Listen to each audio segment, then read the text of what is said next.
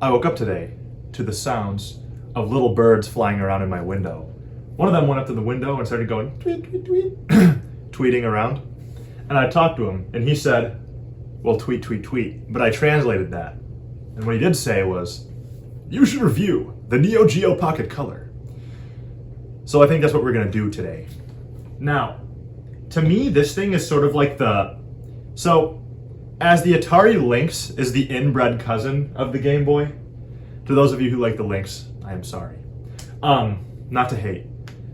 As the Atari Lynx is the inbred cousin of the Game Boy, the Neo Geo Pocket Color is like the little brother of the Game Boy, more or less the cool uncle to the Game Boy Advance. Whereas, wait a minute, that doesn't make sense. How does this family tree work? I would say that I like to say, so I know the Game Boy Color is a completely different console to the Game Boy. Technically, it's like, different hardware on this beast. But I guess for the sake of the family tree, I'm going to group together the Game Boy and the Game Boy Color as one link in the family tree. The Game Boy is sort of the main link. The Atari Lynx is like the inbred cousin to the Game Boy. And then the Neo Geo Pocket Color is like the little brother. And then the Game Boy Advance is the son of the Game Boy Color. So then this thing is the Game Boy Advance's cool uncle, That's the way I like to look at it. So this beast came out in, oh no, I forgot. Fact checkers on the prowess. On the prowl. Wait. On the prowl. Whatever. The Neo Geo Pocket Color. So, I think this beast came out in 98 or 99. Yeah. It either came out in 98 or 99, and it was only on the market for 2 years, unfortunately, and then the thing got cut. Well, here's why. It didn't sell anywhere near the numbers of the Game Boy. That being said, the thing is still a beast. The Game Boy and Game Boy Color are 8-bit. The Game Boy Advance, that thing is 32-bit. They really jumped ship with that one. They just went straight to it. The Neo Geo Pocket Color, yeah, this thing is technically 16-bit. And this thing was competing with the Game Boy Color, which, that's pretty nuts, I'm not gonna lie. That's pretty huge. 16-bit beast, that's pretty cool. This monster must have came out in 98 or 99. Oh no. You know what I think I'm gonna do? I'm gonna grab the box. So I can actually remember when this thing came out. It was 99. Yeah, sorry about that, guys. Okay, now. This beast came out in 99 and it stopped. It got discontinued in 2001, I believe. Yeah, 2001 it got discontinued. So as this thing was sinking under, the Game Boy Advance was sort of, you know what I mean? Yeah. All in all, it's a very interesting system. The library was not nearly as strong as the Game Boy, and I think the third party support was extremely weak for the most part. I would say overall, there were just not nearly as many games on here as the Game Boy. And the Game Boy and the Neo Geo Pocket Color both had quality titles being pumped onto it, but more or less, this one just didn't have nearly as many, and not as many iconic names, iconic characters like Mario and whatnot. There's one thing this thing had though. At this point, Sega was done making, they were done making handhelds. The Game Gear was so they kind of stopped doing it. I'm not saying the Game Gear's bad. I actually like the Game Gear, but it didn't sell very well, especially, compared to, comparison's the thief of joy. I hate to compare. But the Game Boy compared to the, what was I going to say? The Game Boy compared to the Game Gear. Yeah. This thing got a Sonic game. And this is an original Sonic game. Not like a port. This is a Sonic game. It does draw some serious inspiration from old games, like in terms of the locations, but it's a new Sonic game with new levels and whatnot, and that's pretty sick. Sonic Pocket Adventure. Most of this thing's library, I think that in general, so the Neo Geo Pocket Color was made by SNK, and SNK is known for their fighting games, and like arcade fighting games. So this thing definitely has a lot of, there's a lot of cool fighting games. So if you're a fighting game fan, I would say this one's definitely it. What was I gonna say? Oh yeah. This thing's definitely got the Game Boy in that way, is that a lot of fighting games on here, and they run very well, very smooth. You know, there's no shots taken because it's a handheld. It still runs fine. And look at this. This is what it looks like, this beast. It doesn't have a D-pad. It has like a sort of, like an analog stick, kind of.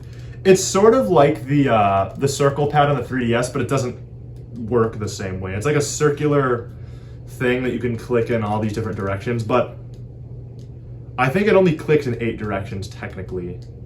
Yeah, there's up, down, left, right, and then there's the sort of north, northeast, east, you know, southeast, south, southwest, west, northwest. There's like 8 different, you know, directions. Yeah, I'm yapping really bad, so I think I'm just gonna shut up, and I think it's time to sort of indulge with this gameplay. But before I go, how the hell could I wear a Nintendo shirt when I'm talking about one of Nintendo's competitors? Blasphemy! I'm sorry. Let's show some gameplay. I found a sort of new way to shoot footage, and it looks, you can actually see the screen. Oh, I'm about to burp. No, I can't. I put the camera on top of a Nintendo Switch OLED box. So it's sort of mounted up in the air. Now this should work. Ah, yes. The glorious Neo Geo Pocket Color. Oh, fun fact, there's a system called the Neo Geo Pocket without the color that came out before, and that was in black and white. Yeah. Ba-doing. Continue. Oh, that's awesome. I haven't got very far. I'll show a level.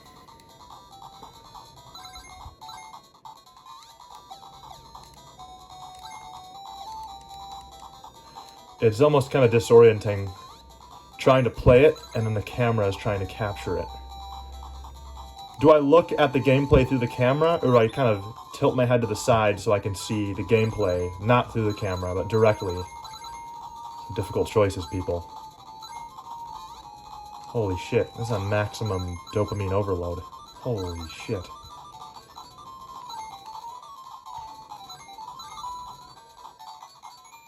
Holy hell. Sonic's the name, speed's my game. Oh, yes! Look at this. We can't turn it off yet.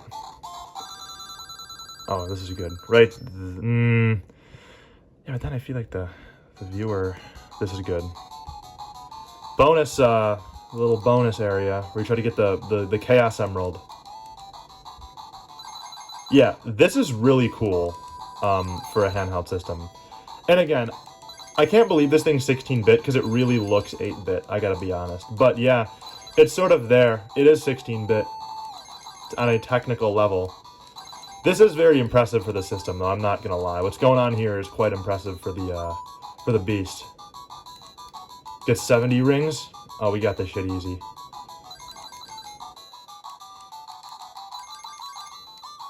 I probably should be like down here, maybe? Boom! Oh shit, over here. Should I have a few more? Okay. Just a few more. Come on. Aw, man. No, that's good. Chaos Emerald time. I think so. We getting that thing? Cool. 130. Hell no.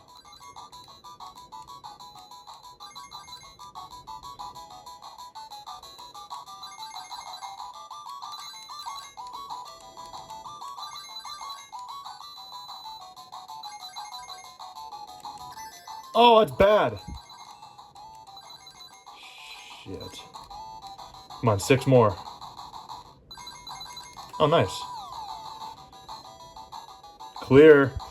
Give me that Chaos Emerald.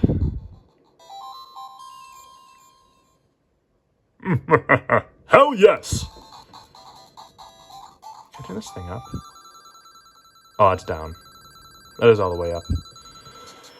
Wow. I think one more level. And I gotta show.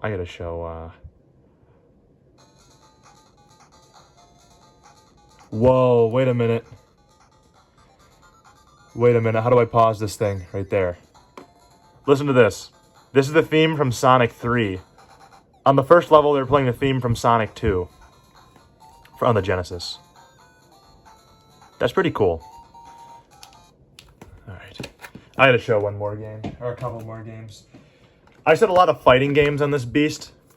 This one's huge. SNK versus Capcom, the match of the millennium. This is the first game I actually bought for this thing. When I got this beast, I in fact bought. I bought this game. Sorry, I was reading an email from my. I was reading an email on my phone in the middle of recording. That's not ideal. Let's play a game. Yep. Oh, yeah, there's a lot of different game modes. So a lot of people agree this is one of the best games in the system. There's just a surprising amount of content in a pocket handheld fighter. You've got your characters from SNK. Very nice. And look it over here. Ah. Why the hell does she have a gun? That's awesome. This is the Discord mod character. Man, I'm going with Ryu. Let's roll. I don't remember how to do shit in this game. It's been a while. I would say if I had to pick a favorite on the Neo Geo Pocket Color, it's probably this game. This is just a really cool one. Hadouken! Hadouken! Shit.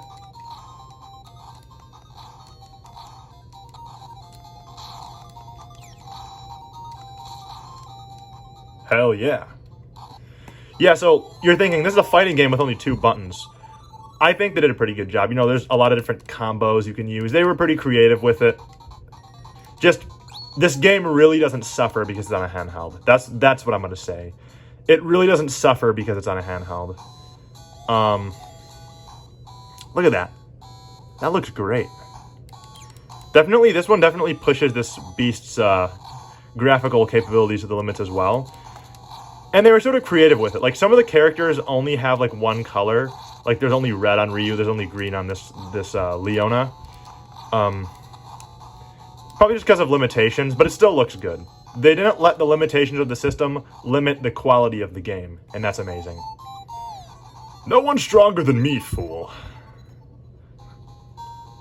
Message, sir. A mighty one. Oh, wait. Shit. A mighty one won the second match. Interesting. Ooh, pray tell. Ryu, here at last.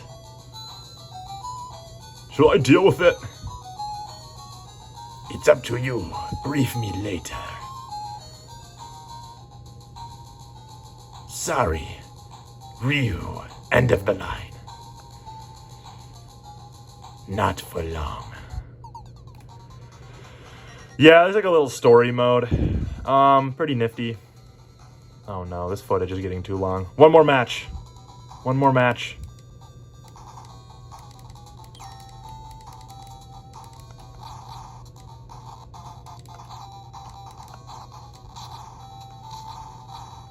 No.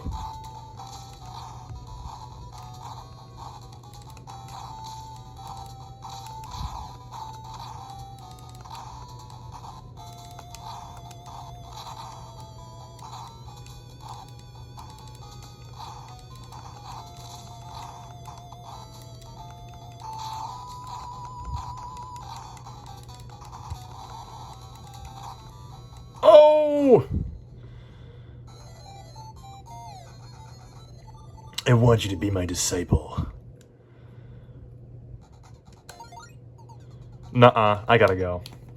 Well, I was gonna review another game. I was about to do King of Fighters R2. This is what I'm gonna do. This is unbelievable. I'm gonna show you the cartridge. I'm gonna go, this is a good game. And then hopefully you guys believe me, because it is. But unfortunately, I'm out of time. Well, I'm out.